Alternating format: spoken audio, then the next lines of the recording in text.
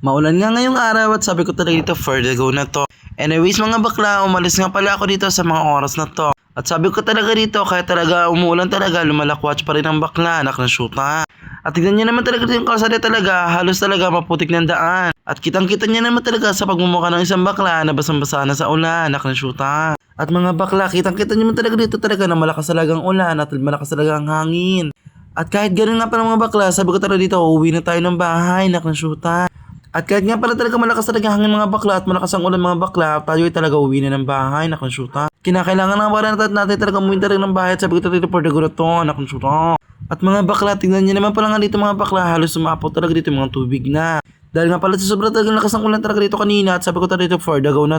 At fast forward mga bakla, nandito na nga pala ako sa aming daanan papasok sa aming apartment, anak ng shoota. At fast forward ulit mga bakla, kung ay pakita ng hagdanan, anak ng shoota, kala mo talaga kinaganda niya, basang-basa yun.